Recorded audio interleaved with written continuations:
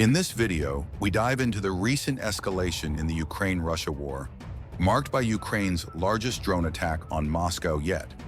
With civilian areas hit and Russia's capital directly targeted, this attack signals a pivotal shift in the conflict, raising questions about Ukraine's strategy, the risks involved, and the broader implications for both nations.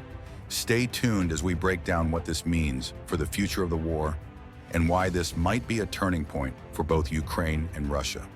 2.5 years into the war, the conflict between Ukraine and Russia continues to escalate, with significant developments happening just recently. On September 10, 2024, in the early hours of the morning, Ukraine launched its largest drone attack on Moscow yet. According to Russian sources, 144 suicide drones were launched across 9 different regions of Russia, including the heavily populated Moscow region, home to over 21 million people. Although most of these drones were intercepted by Russian defense systems, some managed to reach their targets after flying more than 430 kilometers into Russian territory. The consequences of this attack go beyond military strategy. This marks a pivotal shift in how the war is being waged and may have profound implications for both sides. Let's take a closer look at what happened during this attack, why it matters, and what it reveals about the evolving dynamics of this war.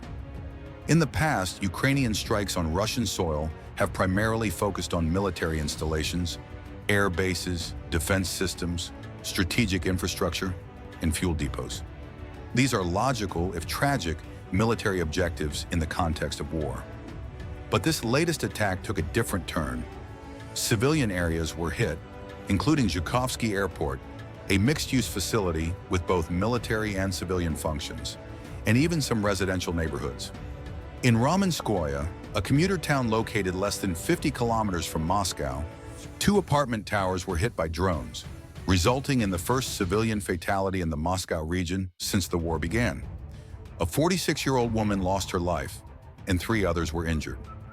While Ukraine has not officially commented on the attack, it seems clear that this was a response to Russia's own aggressive drone strikes against Ukraine in the days prior. Kyiv has reported 5 Russian drone strikes targeting Ukrainian civilians in the month of September alone, with 3 of those occurring just in the last week. This tit-for-tat exchange, an eye for an eye, a tooth for a tooth, raises troubling ethical and strategic questions. Until now, Ukraine had largely avoided targeting civilian areas, focusing on military infrastructure inside Russia.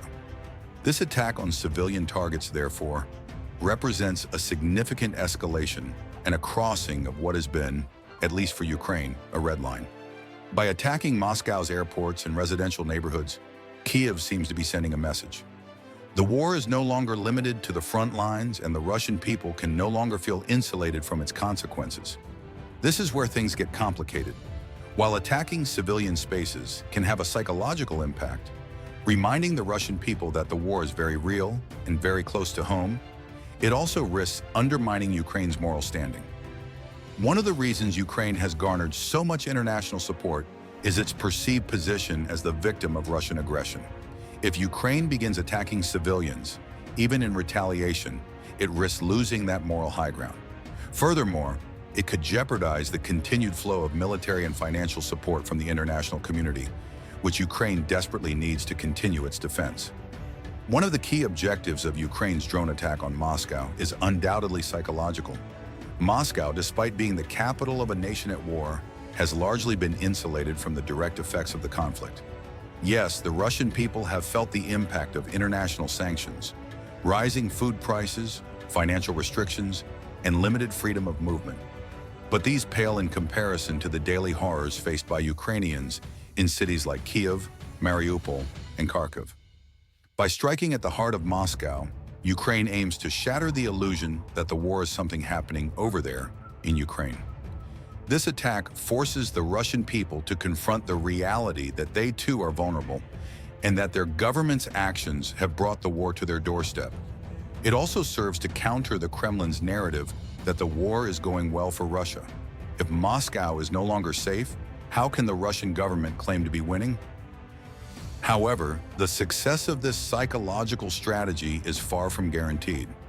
While some Russians may start to question the Kremlin's handling of the war, Others, particularly those influenced by Russian state propaganda, may see these attacks as further justification for continued aggression against Ukraine. In fact, rather than weakening support for the war, these attacks could galvanize nationalist sentiment and increase support for Putin's government. After all, propaganda in Russia is highly effective, and many Russians genuinely believe that their country is under threat from a hostile Ukraine and its Western allies. Another possible objective of Ukraine's attack is to undermine the Russian government, particularly Putin's standing among the military and the broader Russian public. In any war, morale is crucial, and by demonstrating that Russia cannot even protect its own capital from attack, Ukraine may be hoping to sow seeds of doubt and discontent within Russian society. The Kremlin has long portrayed Putin as a strong leader who is capable of defending Russia from external threats. But if Moscow is under attack, and if the war drags on without any clear end in sight, even the most ardent Putin supporters may begin to question his leadership. After all, if the special military operation in Ukraine was supposed to make Russia safer, why is Moscow now within range of Ukrainian drones? This is a risky strategy, however. Russia is not a democracy where public opinion can easily topple a leader. Putin has spent decades consolidating his power, and his regime has survived numerous challenges, both internal and external. Furthermore, the Russian people have been subjected to relentless propaganda, which paints Ukraine and the West as existential threats to Russian sovereignty. As a result, rather than weakening Putin's grip on power, these attacks could strengthen it by allowing the Kremlin to rally the Russian people around the flag and justify even harsher measures against Ukraine. One of the most significant aspects of this drone attack is what it reveals about Ukraine's growing military capabilities. At the start of the war, Ukraine had little ability to strike deep into Russian territory, but over the past 2.5 years, that has changed dramatically. Ukraine has developed a robust drone industry with over 200 registered companies producing drones for military use and hundreds more small producers contributing to the war effort. This attack on Moscow is a clear demonstration of Ukraine's increasing ability to hit targets far beyond the front lines. In fact, Ukraine's drone program has become so advanced that the Ukrainian military has created a separate branch, the Unmanned Systems Forces, dedicated to operating aerial and marine drones, as well as robotic combat systems. This is a remarkable achievement, considering that at the start of the war, Ukraine had only a handful of companies capable of producing military-grade drones. Now the country aims to produce 1 million drones annually by the end of 2024. This shift in capabilities is not just a tactical advantage for Ukraine, it's also a strategic one. By demonstrating that it can strike deep into Russian territory, Ukraine is sending a message. We are not just defending ourselves, we are capable of taking the fight to you. This could strengthen Ukraine's position in any future negotiations with Russia, as Kyiv will no longer be negotiating from a position of weakness. Of course, this escalation comes with significant risks. By attacking civilian areas in Moscow, Ukraine is playing with fire, and it could easily get burned. As mentioned earlier, attacking civilian targets could erode international support for Ukraine, particularly among Western countries that have been providing vital military and financial assistance. Moreover, this escalation could provoke an even more aggressive response from Russia. The Kremlin has already framed these attacks as justification for continuing its special military operation, claiming that Ukraine's actions prove the need to protect Russia from external threats. In the aftermath of this attack, Russia could ramp up its own strikes on Ukrainian cities, leading to even greater destruction and loss of life. There's also the risk that these attacks could backfire within Russia itself.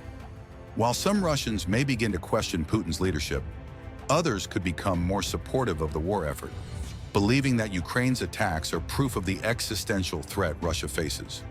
Nationalism and patriotism run deep in Russia, and the Kremlin has proven adept at manipulating public sentiment to maintain its grip on power. So what is Ukraine hoping to achieve with this latest escalation? At its core, Ukraine's goal is likely twofold: to pressure Russia into negotiations and to force the Kremlin to divert resources away from the Donbass front, where the bulk of the fighting is currently concentrated. By attacking Moscow, Ukraine hopes to make the war more costly for Russia, both in terms of resources and public support. If the Russian government is forced to allocate more troops and equipment to defending its own territory, it may have less to spare for the war in Ukraine. This could weaken Russia's offensive capabilities in the Donbass and give Ukraine an opportunity to regain lost ground. At the same time, Ukraine wants to demonstrate that it is not a passive victim in this war. By showing that it can strike deep into Russian territory, Kyiv is signaling that it will not be intimidated and that it is willing to fight back. This could strengthen Ukraine's hand in any future peace negotiations, as it will be negotiating from a position of strength rather than weakness. But even as Ukraine escalates its attacks, it must be careful not to overplay its hand. The risks of provoking an even more devastating response from Russia are real, and the loss of international support could be catastrophic. Ukraine is walking a fine line, and it remains to be seen whether this new strategy will pay off. As Ukraine continues to strike deep into Russian territory, the war is entering a new and dangerous phase. The attack on Moscow marks a significant escalation, and it is likely that both sides will continue to raise the stakes in the coming months. The psychological impact of these attacks on the Russian people, the political fallout for Putin's government, and the shifting military dynamics all point to a conflict that is far from over. For Ukraine, the challenge will be to maintain its moral high ground while continuing to pressure Russia into negotiations. For Russia, the challenge will be to defend its territory and maintain public support for a war that is increasingly unpopular. And for the rest of the world, the challenge will be to continue supporting Ukraine without allowing the conflict to spiral out of control. In the end, there are no easy answers. War is messy, brutal, and unpredictable. But one thing is clear: the drone attack on Moscow is a turning point, and it will have far-reaching consequences for both Ukraine and Russia. Thank you for watching, and don't forget to like and subscribe for more updates on this evolving situation. Stay tuned, and we'll keep you informed on all the latest developments in this ongoing conflict.